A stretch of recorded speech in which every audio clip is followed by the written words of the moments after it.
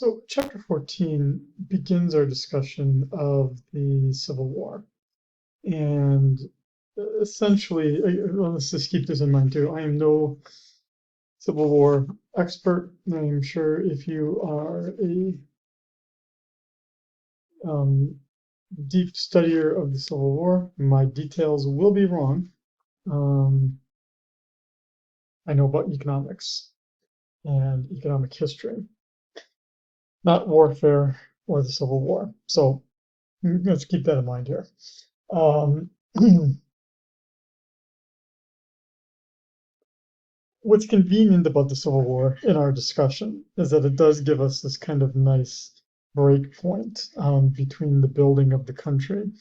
And what I would encourage you to do, or at least allowing me to share my viewpoint of it, is that the Civil War basically is this point in time where we reconfigure the um, the trajectory, the economic trajectory of the country, and that the Civil War highlights the problems that existed in the past, and then after the war provides a point where we can revise things and come to something a little bit stronger. And that's really kind of what we see here on this slide, is that now from 1860 all the way until the conclusion of World War One, we see this dramatic expansion, cohesion in the transportation system, which we look at in chapter 16 with the railroads. We see a change in the industrialization in the country. And we also, as we're going to see by chapter 19, a change in finance and the banking system in the country. And I wouldn't say it's all caused by the Civil War, but certainly the Civil War provides this point where after the war, there's greater possibility for change. Okay.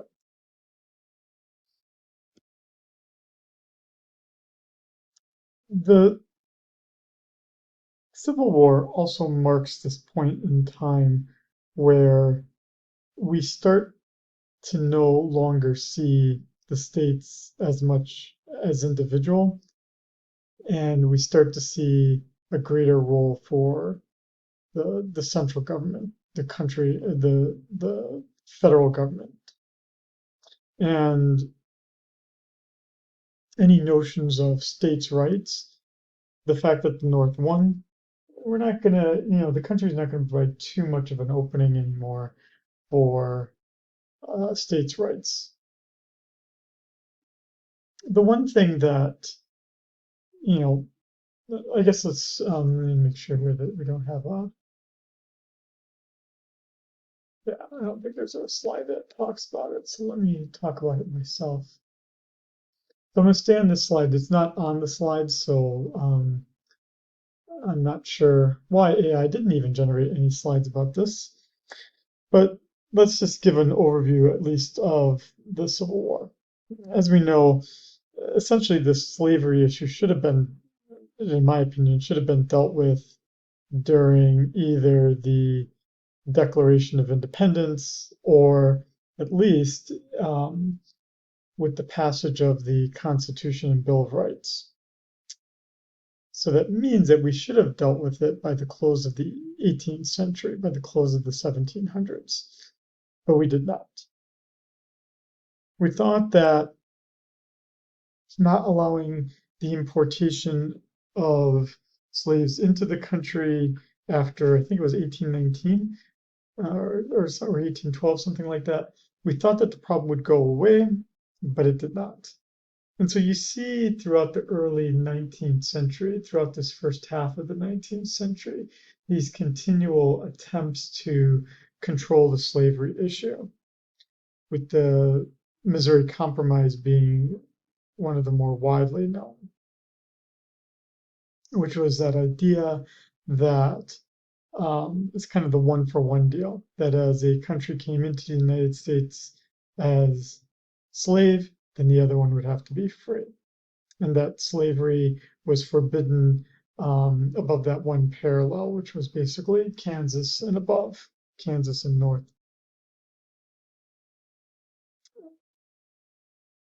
The reason, the fundamental reason why slavery stuck around so long wasn't because people wanted to necessarily just control others. There really is a way in which you can read the history of the Civil War as an economic necessity for the South, given their plantation and resource extraction system. It in turn, that economic system in turn decided how things would be controlled for within society, what the social order was going to look like. And so to give up slaves would require a great deal of change. Um, the thing that if that no one was really prepared for was how difficult it was going to be to get rid of slavery. What we when we look at um, the beginnings of the Civil War, Lincoln gets inaugurated, or Lincoln gets elected in November of 1860, and pretty quickly afterwards, states are indicating that they no longer want to be a part of the United States. And Lincoln escapes into Washington, D.C. for his inauguration because he was worried about, getting assassinated and whatnot. And it comes to a point where shortly after Lincoln becomes president, he has to decide whether he's going to protect Fort Sumter, which was um, uh, basically being blockaded and attacked. And he had to decide, well, not necessarily attacked, but it was, they couldn't get supplies into Fort Sumter. And and Lincoln had to decide if he was going to basically provide support for Fort Sumter. Was he going to intervene and provide that support? Doing so was going to escalate the situation and likely start the war. And Lincoln decided to reinforce Fort Sumter. This is in South Carolina. So let's look at. So Charleston was obviously pretty important. Look at. Well, you can go visit it during the summer. I will not be. You could watch this 4-minute, 30-second video. But you can see here, right? It looks like your typical fort, right? Small entrances, a way to kind of shoot out with these cannons out. And basically, it needed to be reinforced. In terms of who shot first, I'm not that deep into the history of it. Here, at least from the National Park Service, we get that the Confederacy fired first on the garrison at Fort Sumter, and then obviously the North defends it after that. There was provocation, though, right? I'm not trying to defend the South here, but the provocation would be is that Lincoln had decided to provide the reinforcements for the fortification.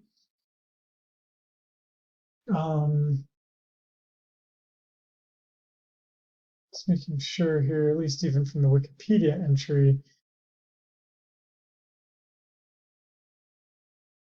Okay, never mind.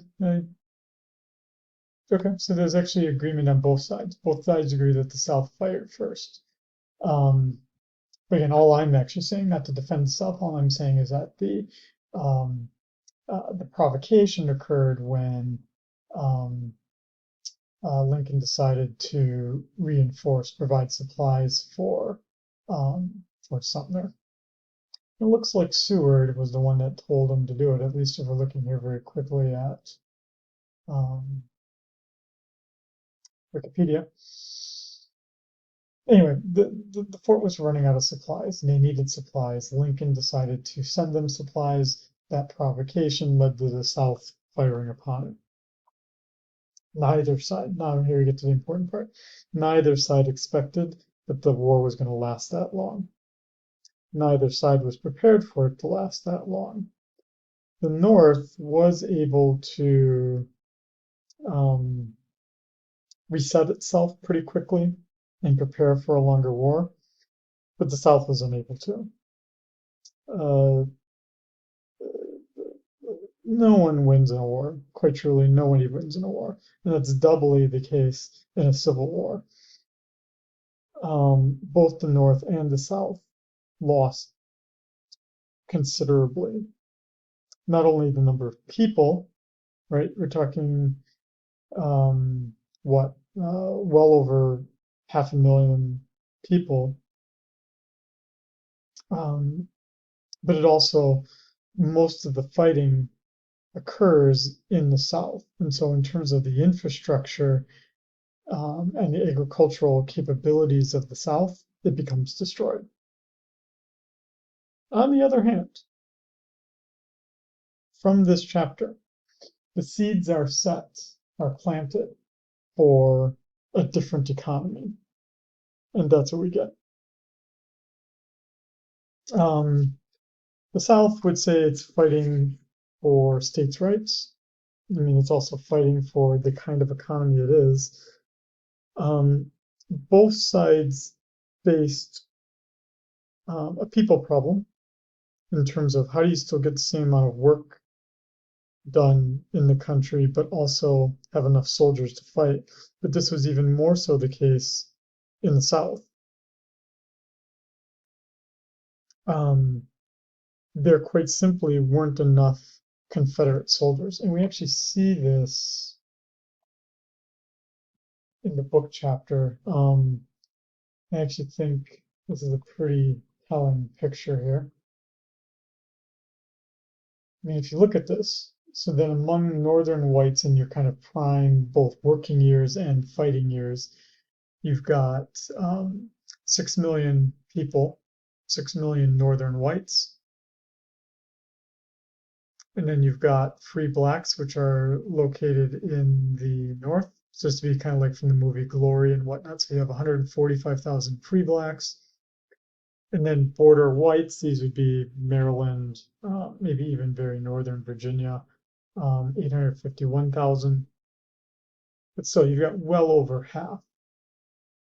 Whereas the only ones fighting in the Confederate South would be the 1.7 million Southern whites.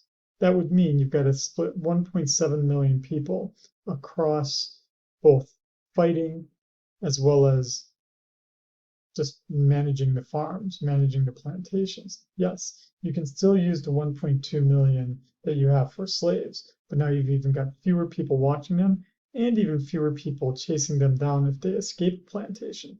Plus, with the 13th Amendment and their freedom, as the war goes on, more and more would be escaping. How much of a difference is this? It's a variety of estimates, but it's either 2-to-1 or even as much as a 3-to-1 ratio between those in the North who are fighting versus the South. So the North, we can say this now in retrospect, but the North was going to win the Civil War. Because the way you win war is with more material and with more people. And the North had the advantages in that. And the North had built an economy by 1860, which was capable of doing the manufacturing that was needed to fight the war. The estimates that we see is that it was well over $1.5 billion of industrial production that's possible in the North compared to less than 200 million in the South. So by a factor of 8, the North is able to outproduce the South. And what we also see is that the North had a better transportation infrastructure. They had the canals that we talked about earlier, and they had the railroads, which were being rapidly built. And they had transportation infrastructure then to move the food, I mean, even to move the troops. And the South does not have that deep, that rich of a transportation infrastructure. The only thing that the South had going for it, like, so, right, if we put all of that, I mean, that would have been known to people in that era. Most of these facts I just told you would have already been known. So then the question becomes one of, well, why did the South fight the war? Well, you know, for the North, the Southerners, if they were viewing the North, they'd be like, well, you know what, this war did end up being longer than expected. How long are you willing to fight this war that your heart's not really in? The South had their heart in it, right? This was their culture, this was their society. For any of you, really like the history of this kind of thing, my I think that one of the best histories of the Civil War, at least from the Confederate or Southerner perspective, um, let me find it here. Sorry, I'm just looking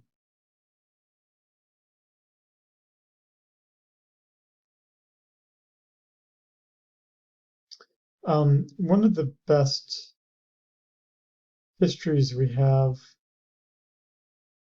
Sorry, I'm just looking through my phone really quick to find it here.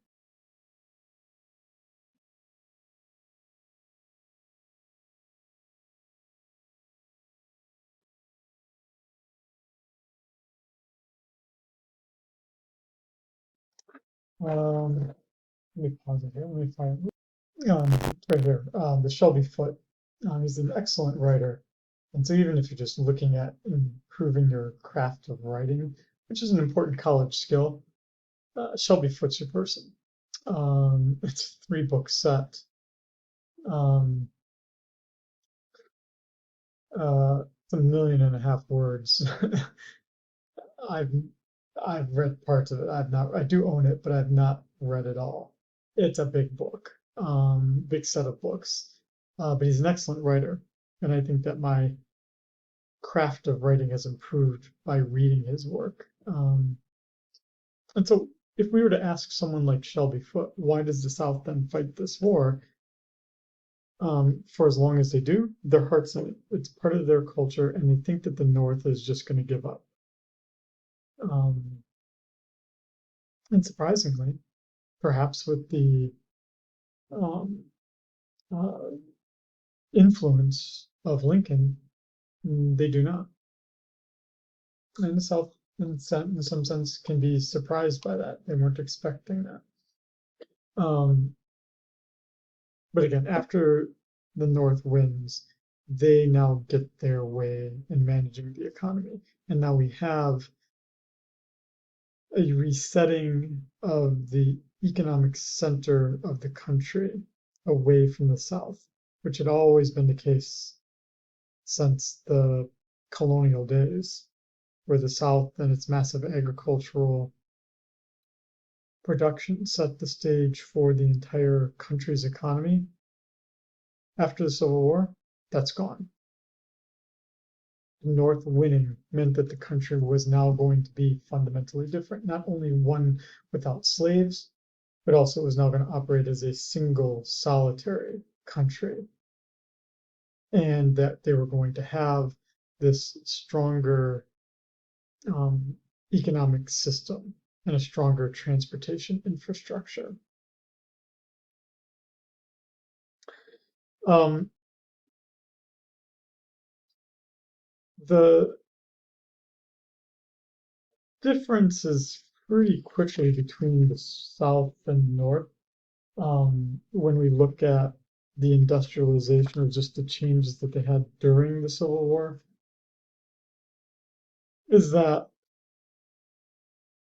because the South felt like the war was going to end pretty soon, they continued to produce agriculture even after the war started.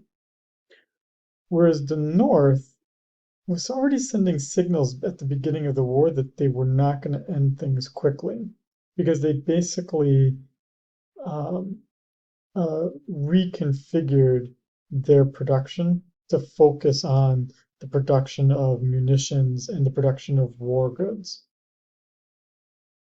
And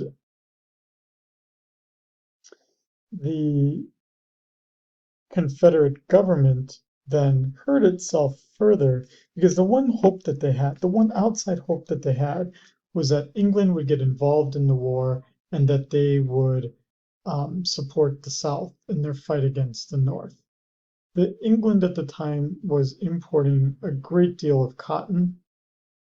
And so the idea was, at least of the Confederate government, was they wanted to, they didn't completely stop, but they wanted to reduce the amount of cotton being exported to England to make the English suffer and get them involved in the war. And so, and because they would have likely supported the South. But what that meant is that this created economic problems in the country, in the South. Now they didn't even have this money coming in for the export of the cotton, and they didn't have anything to use, right? What were they going to use the cotton for? Much more difficult. And so the fact that they had focused on agriculture, then stopped sending that cotton to their biggest market, England, meant that now the difficulty was going to be in how do we pay for the war? Whereas in the North, right, in the North, what they did is they largely collected taxes to pay for the war. In the South, they just printed money. And in fact, they printed so much money that by the end of the war, we do get hyperinflation, which is kind of one of the few examples of it. And you see this right here, that by the end of the war, at least, and these are going to be pretty reliable numbers, that by mid-1864 to 1865, with the economy largely destroyed in the Confederate South, prices are increasing over 8,000% a month. That would be hyperinflation. And you're not seeing that same problem in the North. Why do you see this happening? Well, the North was engaged in a pretty active process of reducing confidence in the Southern currency. The Northern government, it's alleged, hired professional counterfeiters for the Southern Confederate currency so that people wouldn't use it anymore. And then as well, the Confederate currency isn't being used as much because we're stopping, again, the export of cotton, or not stopping completely, but reducing significantly the export of cotton to England. And so this hyperinflation really does kill off whatever's left of the Southern economy, at least by the early 1865. The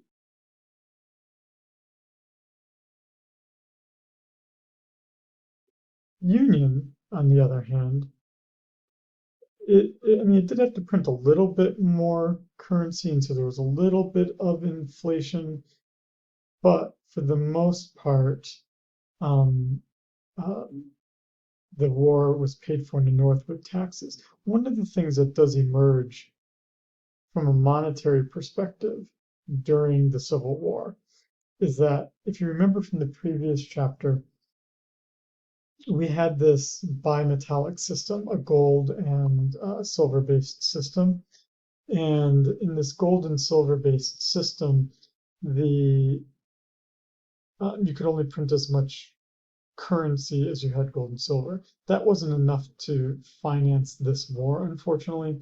So that was when um, Lincoln introduced a fiat currency known as the greenback, which really, really, really old people is what they would call the dollar today as a greenback. The greenback had nothing backing it. It was a truly fiat currency. Um, and these greenbacks contributed a bit to some inflation in the north, but it was nowhere near as bad as what was experienced in the south. Okay.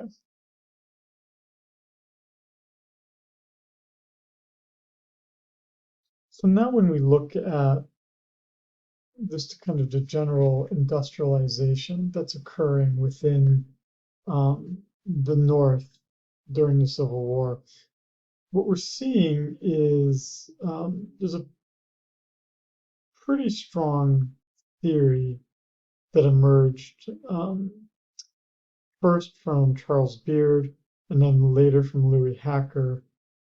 These two historians of economics thought that it took the Civil War occurring to cause the expansion of industry in the North. So this became known as the Beard-Hacker thesis.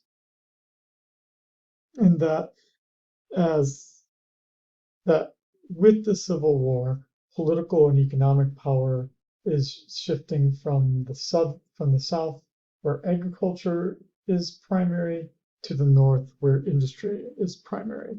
And that because of that shift, what you see is that aspects of the government, namely the Congress and the laws that are passed, are going to be designed to promote industrialization, the economic interests of the North rather than the South.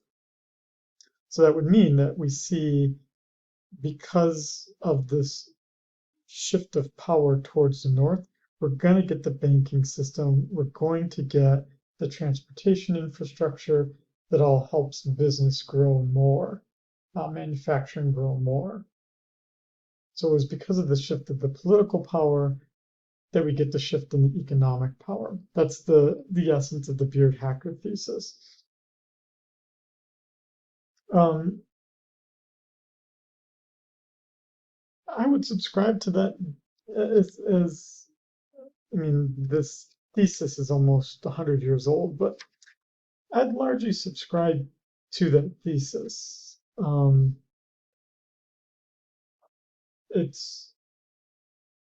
There is something happening here. And the Beard-Hacker thesis is as good as explanation as to any as to what that thing is that's changing. And you see this if we go back to the textbook. You do see that change right here, right?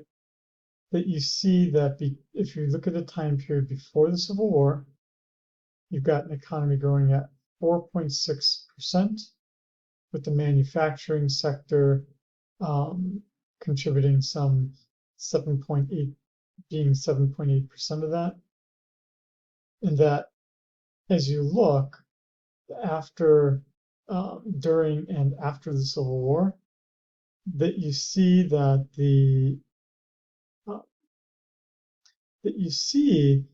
manufacturing sector is still growing. And as a component of the entire economy, it's still pretty important. But that we might not think so much that the Beard-Hacker thesis explains everything. It's not manufacturing that's going to drive everything in this new economy. And so there are then economic historians throughout the closing, maybe 30 years ago, 40 years ago, that are then showing charts like this that just say, if we look at this, that the manufacturing sector is actually becoming a smaller part of the US economy rather than a larger part of the US economy. What I would argue in my small support of the Beard Hacker thesis is that I'm not sure that this data is that reliable, especially if we go all the way back to 1840. I'm not sure we would have reliable data even on the manufacturing sector because most of this manufacturing is done in kind of off the radar small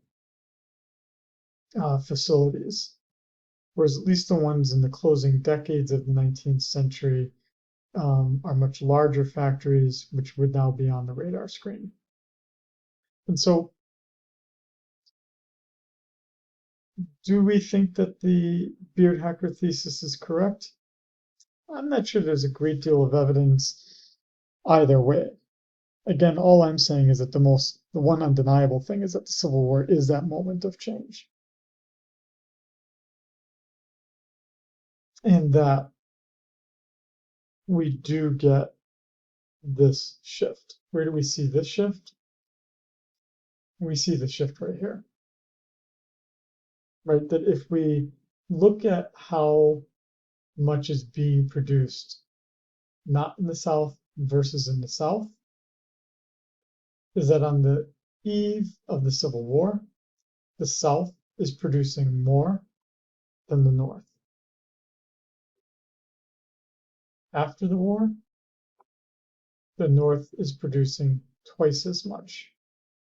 1880, not necessarily twice as much, but still a lot more.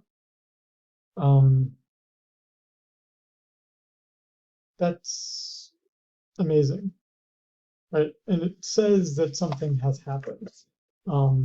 Something meaningful has happened in the output in the country.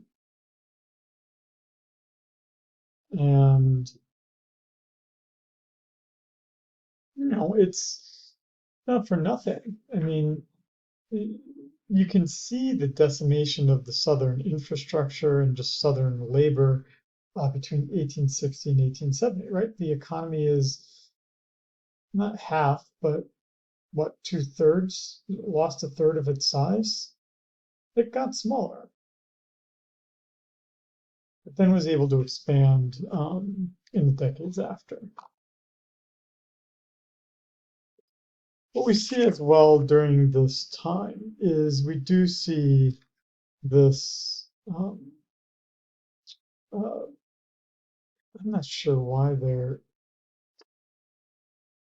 ignored this slide. We're not getting these. The point of this chapter is not to talk about the telephone or the light bulb. That's just a system throwing something in there.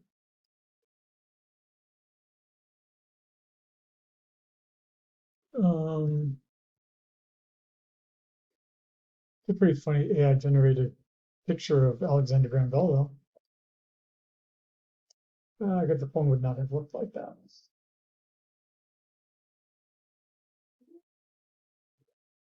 Let me pause here. So, when we put together what destroys the South, I mean, the big one again was the fact that it didn't have enough people. But again, the other things that create the conditions for the South to lose the war would be is that the plantation system itself was no longer possible in the South. On the one hand, right, you don't have all the workers that you need anymore, because again, you've got slaves being freed, you've got slaves escaping, you've also got the white people that you have in the South now fighting the war rather than managing the plantation. And so that means either that the plantations are going away completely, or most notably, that they're getting smaller. And you see this from the textbook as well, right here, is that in terms of the acreage, that we've got more less than 50-acre farms, Whereas again, before the Civil War, at least on the eve of the Civil War, you had a pretty even mix between very small and very, very large plantations.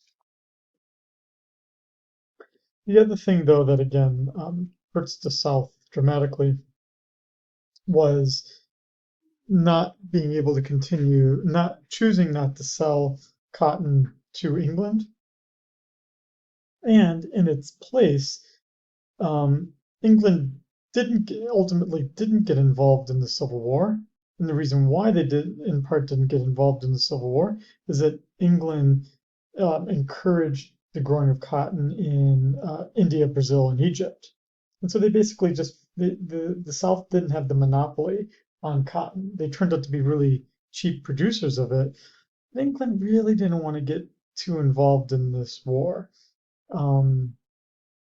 This would have been under uh, Queen Victoria. Queen Victoria at the time in England, didn't want to get involved in the war.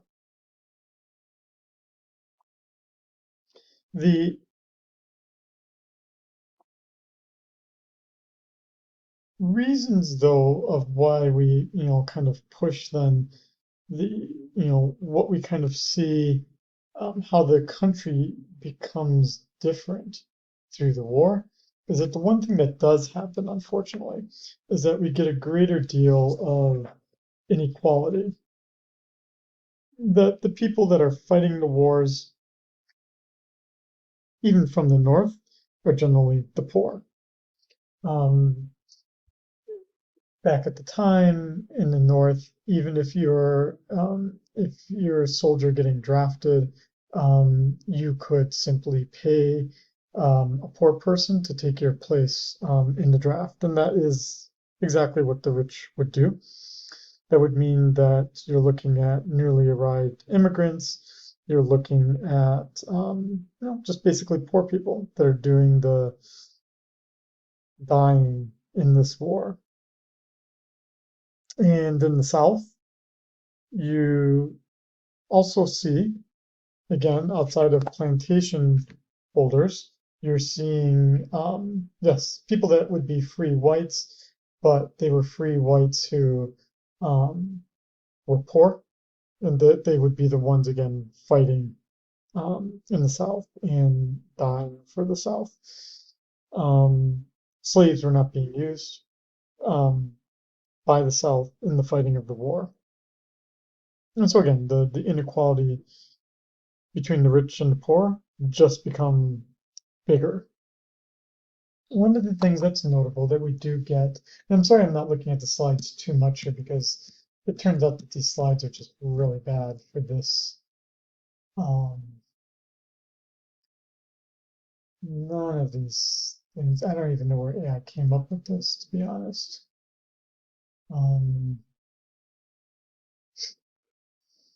Yeah, I'm gonna just not look at the slides here. My apologies again. I'll blame AI on this, but this should be a cautionary tale to all of you that AI is still a developing thing. The notable change that occurs during the Civil War is obviously the passage of the 13th Amendment and then the 14th Amendment. The 13th Amendment is the amendment that frees the slaves.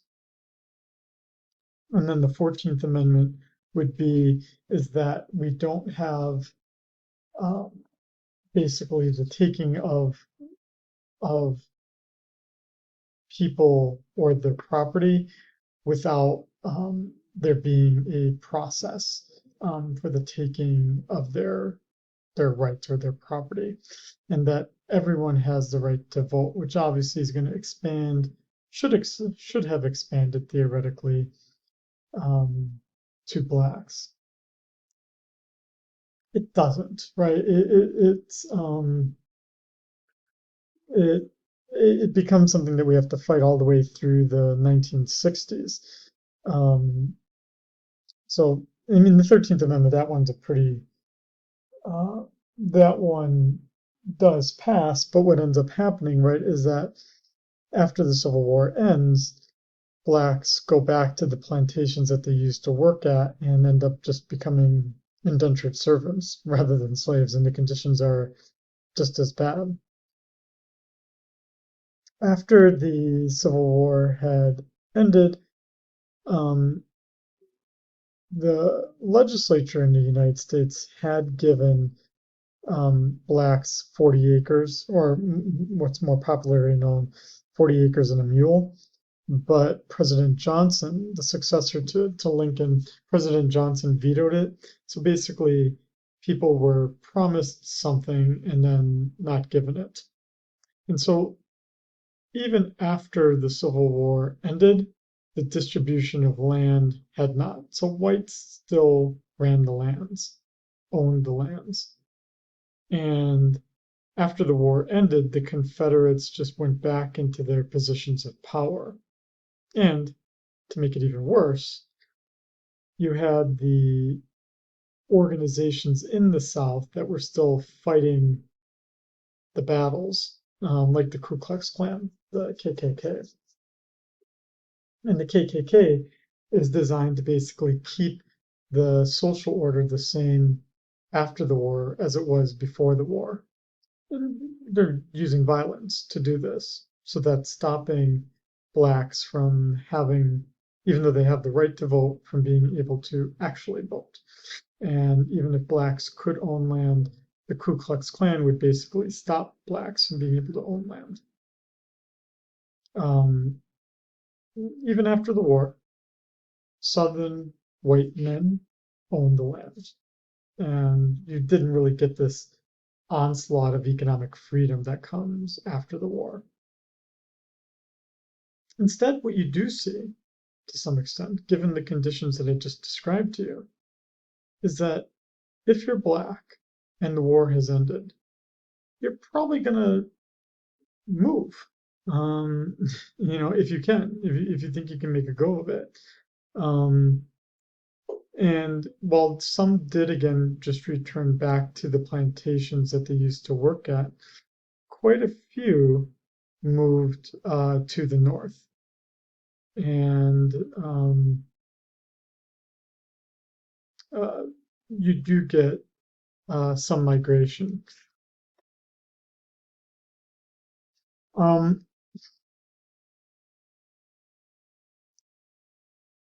You can look at, this is from page 255 here. This is a pretty good, just to kind of highlight that statement I made about the land still being owned by whites. You can see that here, right? That if we were to look in 1880, so this would be about 15 years after the war ends, that the majority of it is still occupied by whites and directly owned. Whereas the land that's occupied by blacks, they are only tenants, meaning they are renting from whites. So you've only got a third of a third being owned and occupied by blacks. Not a lot. And again, when we look then at the tenants, it's not even necessarily that they're renting it, that's only a third. Rather, it's being sharecropped. So that kind of brings up the difference. What's the difference between renting it out and sharecropping it? If you rent it out, basically you can do what you want, right? You would rent out the whole land, you would take the crops off of it, and then you would just pay the rent. Problem with renting is that you would need a lot of cash. In agriculture, you don't typically have, the flows of cash are quite irregular and quite significant differences. What sharecropping would do is it would share the risk and share the reward between the owner of the land and the tenant. Typically, it would be a 1-year contract where you split it out 50-50. So that would mean that you get, if you have a good crop, you get half of the benefits and the landowner gets the other half. And I guess on the other hand too, right, if there's a disaster, the risk is now taken on half by the landowner and only half by the tenant. But what's notable about sharecropping is that there's really no path to getting ahead in sharecropping. In sharecropping, you will survive, but you will not thrive. At least there's a possibility of thriving under renting. And so Black sharecroppers are free. They can't vote. I mean, they can, but the Ku Klux Klan is going to largely stop them from being able to. But Blacks who are free in the South are not given the conditions to be able to thrive because they are just stuck sharecropping. And adding on to all of that is the fact that you also just don't have a strong enough of a banking and credit system in the South that would allow for anyone, especially those who are Black, to really be able to thrive. You start to see by the 1880s, though, that things change a little bit. You get the emergence of the National Banking Act in 1880 that makes it a little bit um, uh, more national, the banking system. And unfortunately, while that decreases the number of banks in the South, it does give us at least a little bit more consistency across the country in the strength of the banking system. But largely what we see, and so obviously I'm not, we're not going through the Civil War here, battle by battle and whatnot. But what you do see with the Civil War is that the conclusion of the war did not provide clean closure to the issues. We did no longer have slavery, but we still had lack of progress and lack of economic development, just in a different name. You do get the 13th and 14th Amendment, but really it's not much more valuable than the paper it's printed on if you're in the South. And so what we see is that, again, the Civil War it's really not a definitive end to things, like we see, well, especially with the end of World War II, which we get at in the very last chapter in this course. Instead, how do I view the Civil War as an economic historian?